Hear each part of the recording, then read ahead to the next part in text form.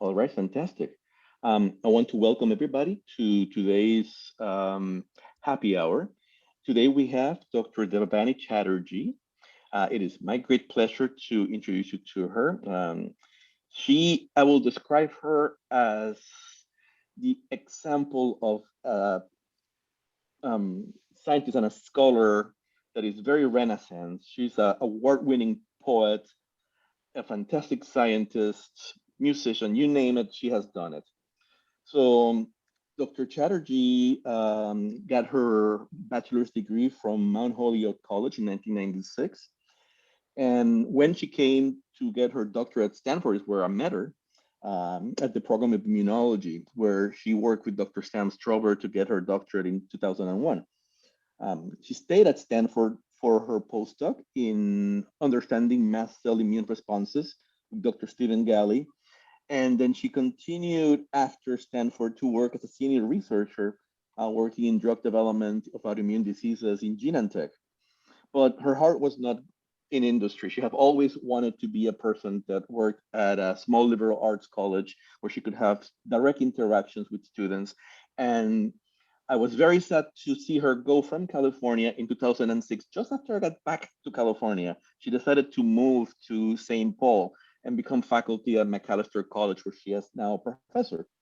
Um, Her research primarily involves a very interesting model of where she was the first scientist to investigate the involvement of mast cells in a very complex pain syndrome called vulvodynia. And today, I have the pleasure to host her here and give her the opportunity to talk about her pedagogy. So, Devavani, here you have the stage. Well, thank you, Marcos. I hope you saw the little heart flash up there. And an invitation from you is just made my heart swell up a bit because we have done a lot together, and I am very honored to be in this community of scholars and scholars of pedagogy today. I am not one, as you will see. So but I am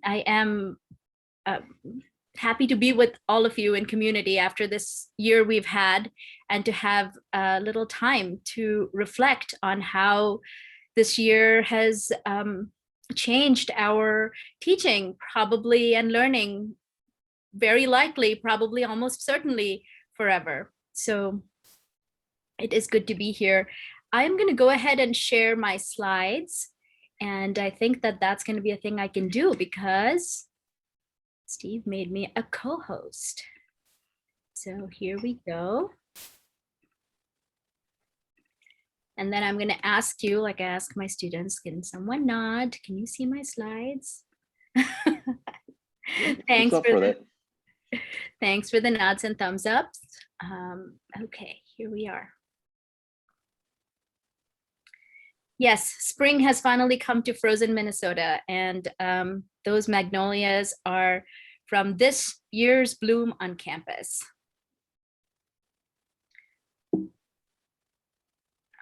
let's see. Begin with an important acknowledgement. I am speaking to you from Macalester College. Macalester is situated on the ancestral homeland of the Dakota people, particularly the Sisseton and Wahpeton bands, who were forcibly exiled from the land because of aggressive and persistent settler colonialism. We make this acknowledgement to honor the Dakota people, ancestors and descendants, as well as the land itself. Macalester sits near Bidote, the sacred meeting point of the Mississippi and Minnesota rivers. In the words of Reverend Jim Bear Jacobs, Bidote is a place of genesis and genocide, both realities alive in the land at once. We recognize that this acknowledgement itself is not enough and only serves as a first step toward decolonization. This is Bidote, the meeting of the Mississippi and Minnesota rivers.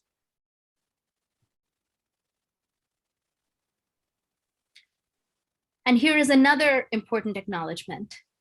None of what I'm about to share with you would be possible without my students. And very especially the 150 that I've had the honor to learn with in this remarkable year. It's written on the slide, but I cannot say it enough, that their patience, their courage, their willingness to adventure, and ultimately, it is their love that makes all of this possible. They're not in the space with us, and they are very much in the space with us today.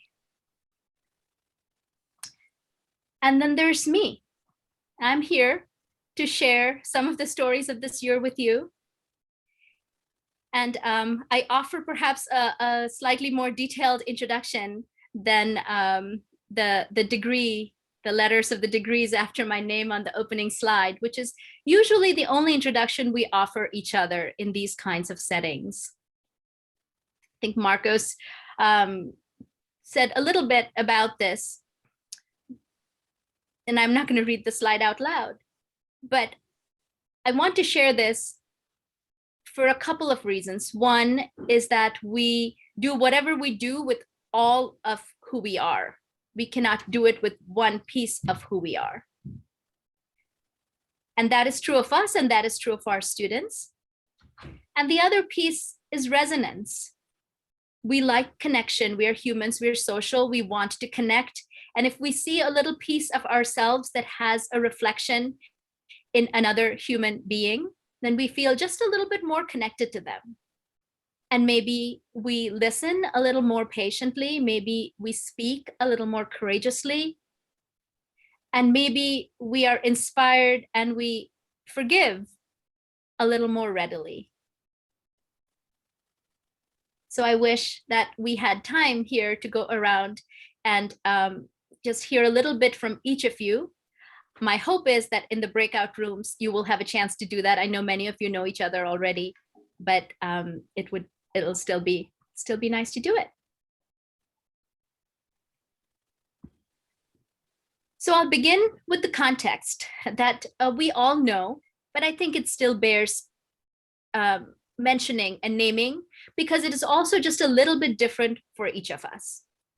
So here at Macalester, we had a pretty historic event happen this year. This is a historically white institution in Minnesota, which is Minnesota.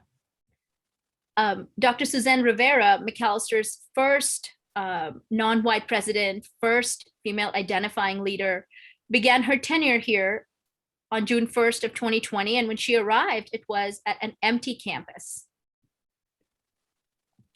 And this is because this is what the world looked like on June 6th, 2020. That number in the corner, bottom left corner, is much, much larger now. We are not out of the pandemic, but there have been changes, there has been hope, there has been movement forward. There has also been tremendous loss, tremendous grief. A lot has happened. And it has happened to our world, and it has happened for each of us individually. Even in our conversations before the seminar began, we talked about it, because how can we not? And how can we not? That is something I want you to hold on to. Here in Minnesota, and then it lit a fire across the country, really, was an event that happened sometime before that June 6th date. May 25th last year, Mr. George Floyd was murdered by the police, by Officer Derek Chauvin, former Officer Derek Chauvin, here in Minneapolis. This is an image taken last year from what is now George Floyd Square. And through this whole year, this powerful revolution, this powerful call to reckoning, call to justice has been with us. And it has been present in every class that each of us has taught here at Macalester, maybe elsewhere as well, probably elsewhere as well. And again, how could it not? This is a photograph taken by a Macalester student,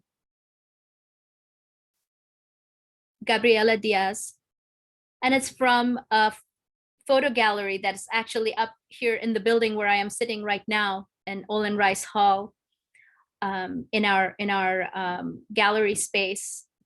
The show is called Resilience, and students submitted photographs from wherever they were last summer.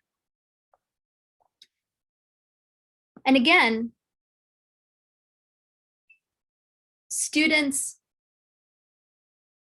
this year, and many of them for many years before, have been acknowledging, fighting, working, doing this tough work of dismantling the supremacy deeply rooted in our society. And this year they have done it even more deeply, even more broadly, even more constantly. So that has been there in the room with them, and how could it not?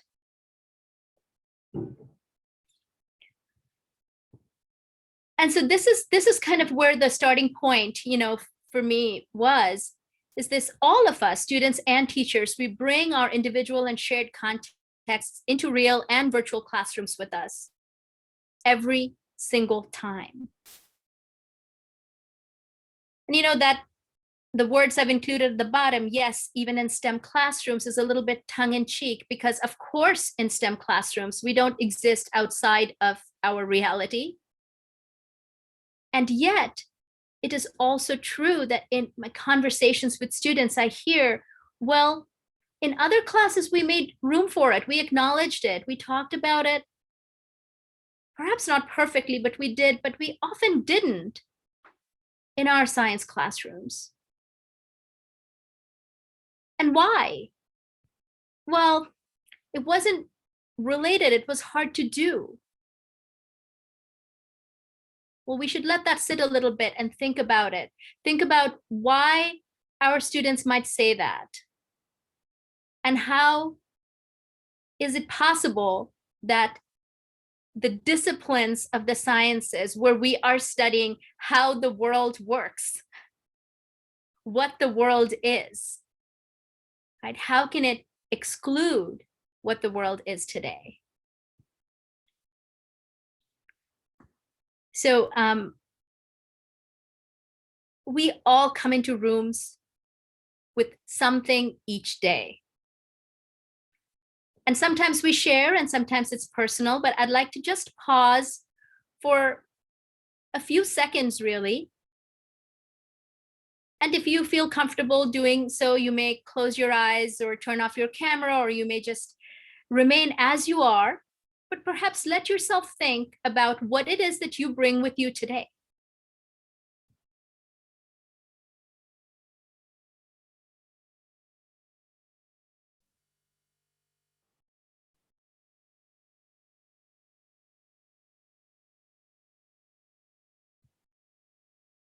And maybe it helps if you write it down, or you are moved to do so. Maybe you just think it and then let it float away, and it's all good.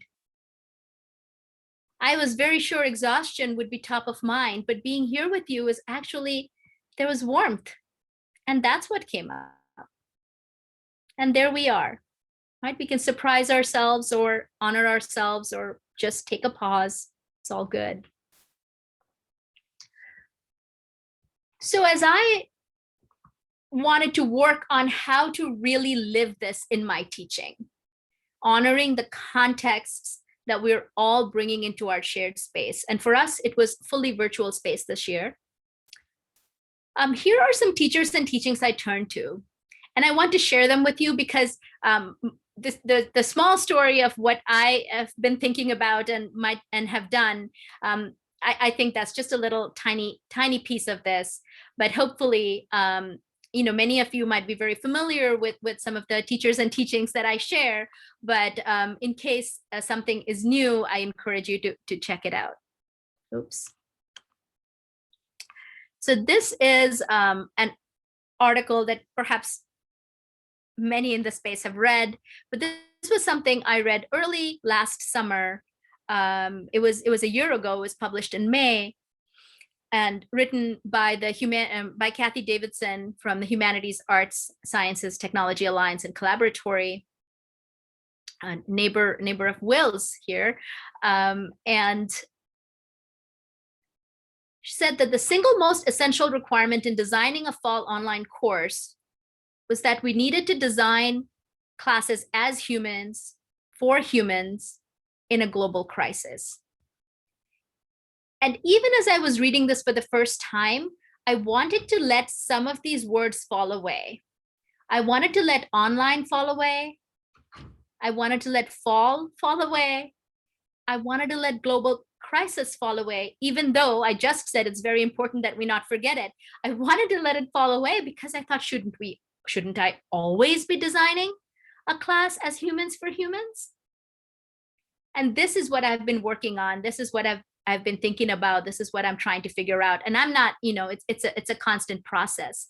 But I wanted to credit, this expression and what it triggered for me. Jacob Ham is a psychologist, the Center for Child Trauma and Resilience, and has a formulation for understanding what our brain is doing that is very kind of gentle and simple and ready for us. So I'll just share that. And he talks about the survival brain and the learning brain.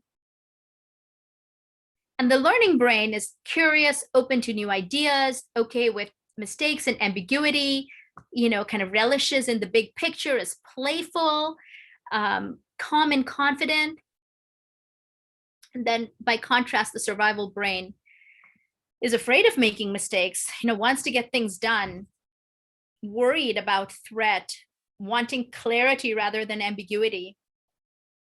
And as I read this, I realized that I had been making an assumption always in my classes that my students were coming with the learning brain. And this year, now that I was, really processing everything that was going around me, I was saying, oh, well, my brain feels more like the survival brain in this moment. And then I went a little deeper and said, learning brain is a privilege that some of us have at some times, maybe many of us have a lot of times, but for many of us in the world, survival brain is an everyday thing, right? If you are operating in a world that has not been set up for you, then a focus on threat, seeking clarity, not wanting to make mistakes, wanting to move on through are just natural survival responses. And so I had been kind of designing my class kind of in this bubble of really assuming that the learning brain was, this gift that we could all enjoy. And I need to do some thinking about that.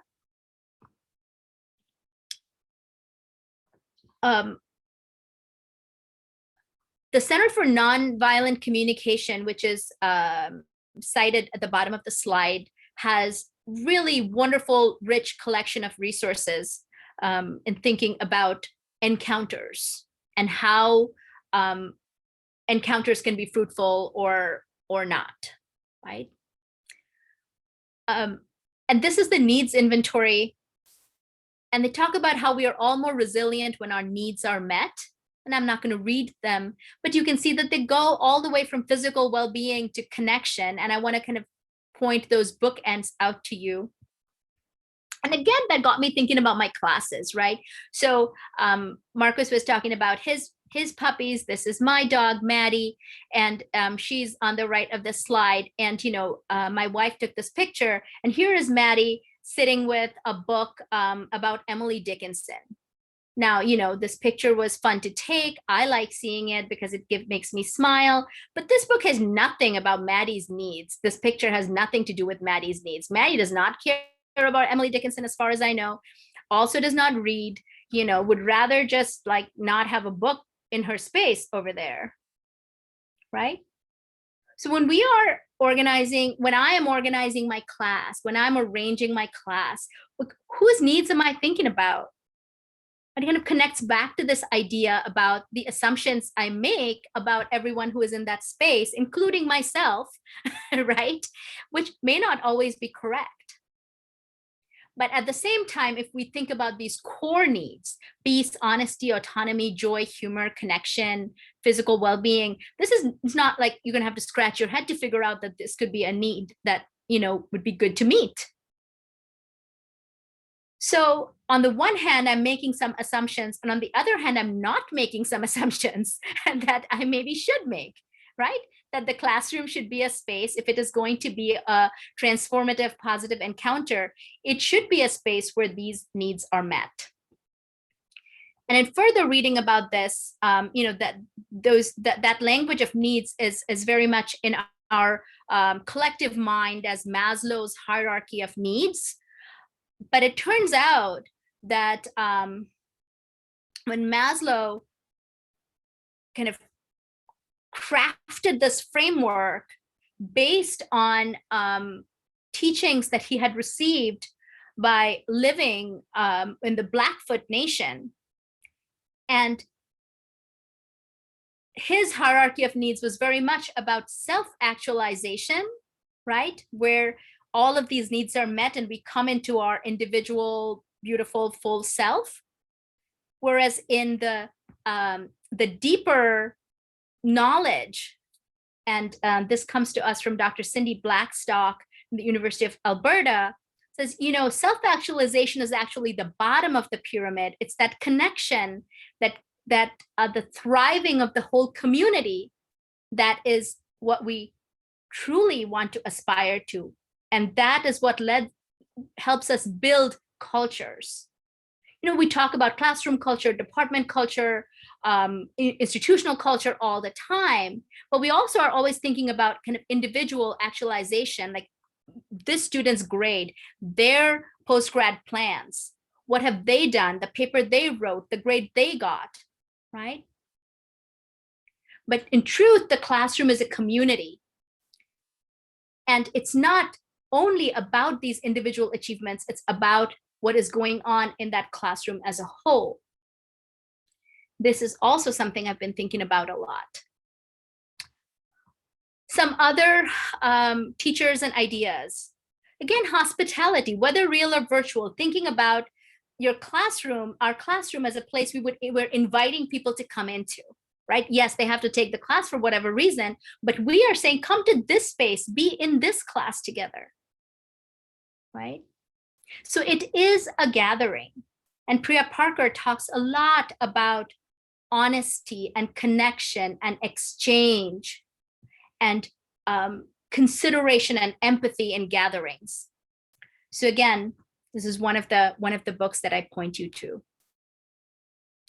The other one had actually been with me for a little while before last summer, Teaching with Tenderness by Becky Thompson. And I know I can't see many of your faces, but I would love to see any nods. I would have loved to see any nods if some of you have also come to these experts and teachers. And this is the very simple idea that we all have bodies, right? And if our bodies don't feel safe in a space, then our brains will want to run right away with them. If our bodies don't feel acknowledged in a space, then we're not going to get into that space where we are ready to receive and be there and feel safe and want to connect. And it's not like we can flip a switch and say, oh, your body is safe now, right? Many of us have bodies that are just not safe, walking out in the streets or being out in the world. Perhaps we are older, perhaps we are browner, perhaps, so all kinds of things could be going on. So it's not something that you can just flip a switch and fix, but acknowledging that this is a thing, right? Create space to be okay with those complicated feelings.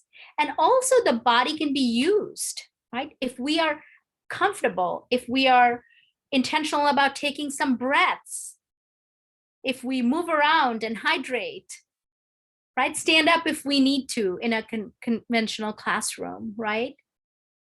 Then it begins that conversation about bringing our bodies into the space. It makes it okay to talk about having a body. And I really recommend this book. It's a beautifully written book. And then this oldie, but an awesome goodie, Teaching to Transgress, Education as the Practice of Freedom.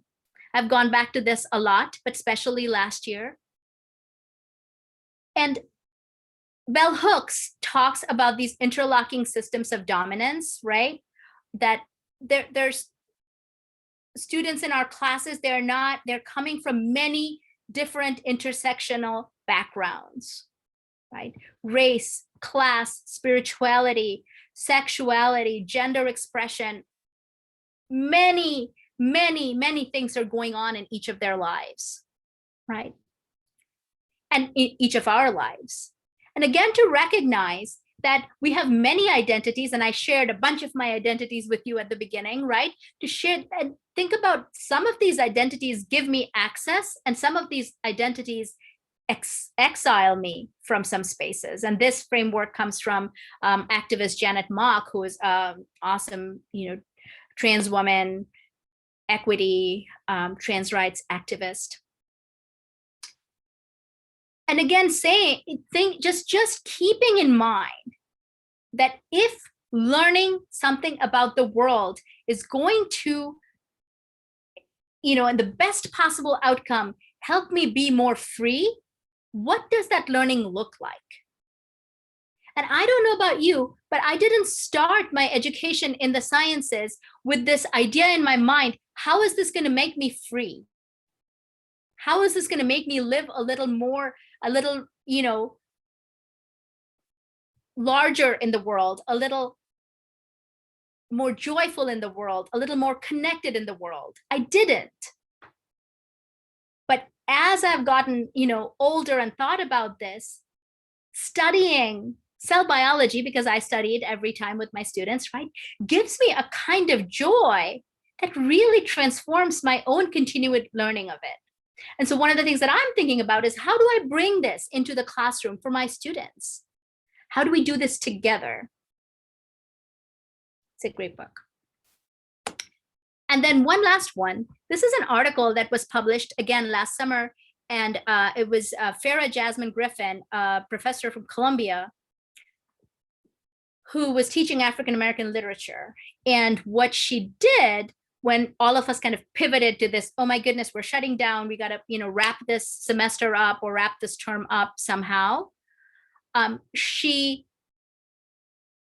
gave this assignment to her students. What is one thing you want to take with you from this class, right? What is something you'd like to leave behind, etc. But this first one, what is one thing you want to take with you? This is something I've been really mulling over a lot. Because I said, when my students leave my class, whichever class it is, what is it that I want them to take with them? And how can I distill that and then design my class so that it honors that desire in me to give my students that one thing they can hold in their hands? And this doesn't mean that I have one learning outcome on my syllabus necessarily, right? But it's more that I'm thinking about distilling it rather than dumping stuff on students, saying, what is the thing that you can actually take with you? And you're not going to forget right after that, last final. So with all of that, as I shared a little bit in my abstract, these are some of the principles that I am now thinking about a lot. Humanity, hospitality, embodiment, community, and intentional outcomes. What I would love to do right now is to give you just a few examples of things that I have done. And it's all a work in progress, right? I'm thinking about how to make these principles be at the core of all of my teaching. So I just experimenting all the time. So I want to just share a few examples, throw a few things out there, and then I would love for us to have some smaller discussions, kind of with this general theme of what have we done this year that is different that we want to take forward? What have we left behind of the old days that we don't want anymore? Because it's not like we're going to go back to normal and normal was awesome, right? This year has helped us especially see how not awesome some of that normal was. So what do we want to leave behind? But more importantly, what have we done that we want to take forward? So I'll share some of my ideas or some of my practices. So I've kind of, really focused my pre-course surveys to ask, how are you doing? What do you need? How can I help? I mean, I ask for some of the business stuff also, right? But this is actually what I want to know from my students. I'm trying to have individual meetings with all students within the first few weeks of class, first week or two of class. And I know this is possible for me because my largest classes are 45, right? And I know it's probably not possible for somebody who is teaching a 200-person class. But if there are teams involved, if there are professors and teaching assistants, or if you can meet in small groups, or you have the individual meetings throughout the course of the term, still that showing up as a person for another person, that has been really amazing. I've had some great conversations, and it gives a foundation for us to reach out to one another where it's not transactional, but rather relational. I have changed the way I write my syllabi to really link the course materials to whatever is going on in the world right now. For me, that helps frame this idea of context. So, I had to think about why would we want to study cell biology in 2020? Why would we? And I had to convince myself of reasons that I could put in the syllabus. So that was a good thought exercise for me as well. Emphasize community. I introduce myself as a whole person. I encourage students to learn about one another and to say hello as a regular practice. Because we've been virtual, we have the awesome breakout rooms. So, just making breakout rooms of 2 and 3 and making sure they say, hi, how are you? How are you doing today? To each other. It may feel like, oh, you're imposing this on me. It's very clear you don't have to do it, but get to know some new people, right? Especially in larger communities. And I said this earlier, paying attention to our bodies. I do teach and practice movement. So maybe, this is a little bit something that I've had opportunity to learn and practice, but practicing doing grounding exercises, breathing exercises, but simply encouraging movement breaks and rest has been important to do. These are more for me, not rather than for the class community. But again, this idea of distilling the course, thinking about what is essential, skills, content, calibrate it realistically to the time we have. I have kept deadlines, but I have done away with late penalties. Say, these deadlines are for you to, I have put a lot of thought into them to scaffold your learning through the term. But if you can't do it by this date, do it because it's still important. But I really don't feel like penalizing them anymore. I offer students more flexible mix and match assignments to kind of plan their own grading. I know this is a little bit like contract for a B, which is more widely used. I don't quite have that framework, but I have been even more intentional about including assignments that, encourage students to not just do metacognitive sort of reflection on their learning, but to connect their learning to how they're doing, how they're feeling, what else is going on in the world, and making those connections. I have never really been a fan of tests, but I have moved away from them entirely this year. And I think that students appreciate having opportunities to figure out for themselves that they are learning and to be able to demonstrate it for themselves, but not necessarily to me. And the students that have benefited the most from this, right, are well, I guess there's two things. One is this has done away with this need for testing accommodations, right? Which was a big thing for me to manage and for students to manage and for the institution to manage. So we don't have that anymore. Everyone has work that they can do kind of on their own time and hand it in. They're encouraged to work with others. They just have to acknowledge it, right? So there is no kind of like test, let me test you. You have to show me what you remember, but rather, these are questions and problems that I think, because I have a little more experience with this material than you, that would be beneficial for you to cement your learning further. And even though our tests might also be, designed to do that, it's hard for students to step away from like the kind of the punitive quality of testing. So I feel like that has been a good experience. And using intentional language about, care and hope. We all care about our students. And I think they want to believe that, but it helps if they hear it. And that's where, and of course the unmuted also comes from, like how many times have we all said this year, oh, unmute yourself, or I'm muted, or you're muted, or I'm unmuted, or unmute yourself. So it was just kind of fun. And then this last one, which is a huge one, it's a huge one, right? And probably is kind of the culminating one, is acknowledging that in each of us, in each of our systems, in each of our disciplines, there is humanity, frailty, supremacy, all built in. Especially in the sciences, when we kind of want to set all that aside, it's even more important to really say, no, here it all is, right? And there's been so much work that is being done in this, like so many resources, so the community is really pitching in, right? So this is a good time to be doing this tough work, because like SABRE puts out, the Biology Education Research Society puts out all of these lectures, all of these materials. People are publishing, writing, talking about this, right? I think students need to, it's good for them to see that we are struggling, we are learning, we are doing this work, and then invite them into the work. Say, hey, this is what we're doing. What do you think? Right? And make it, if it's not perfect. It's not going to be perfect for a long time, maybe ever, but it's okay for students to see that we are trying and that it's messy. And so that is something that, I have been trying to build into my classes, but also I'm participating in the Being Human in STEM endeavor, which is a national endeavor with courses that are designed specifically to deal with these issues within the sciences. If anyone is interested, I can talk more about that one-on-one later.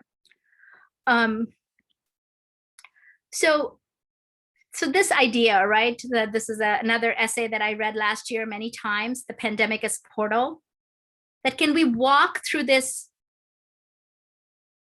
portal, which is bringing so much sorrow and loss, but can we walk through it ready to imagine another world and ready to fight for it? So that's kind of the idea where I want to leave you. And I often leave my students with poems at the end of class. And so I have a bit of a poem for you. And you'll have these slides, I think, so I'm not going to read all of it. It's an excerpt anyway from a much longer poem called A Map to the Next World by Joy Harjo. But I will read the last few lines. We were never perfect. Yet the journey we make together is perfect on this earth, who was once a star and made the same mistakes as humans. We might make them again. So my question for all of us now is, what is the map we're holding in our hands? What are the mistakes we are making, the mistakes we want to keep coming back to and trying again? And so I will stop sharing here and ask Marcos, there you are, Marcos. You moved around on my screen.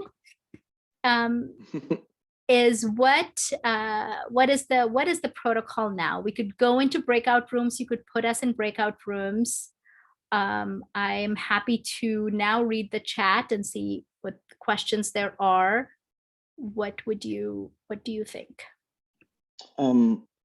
It depends on where you want to go. I am ready to set up the breakout rooms. So if people want to discuss together, we have 20 minutes still. So we can go to the breakout rooms, let's say for 10 minutes and come out. And Yeah. then we can at that point tackle some of the questions and comments that have come in the text in the chat room. I mean in the chat, excuse me. Yes, I think that is a great idea. So are you going to go ahead and put us in some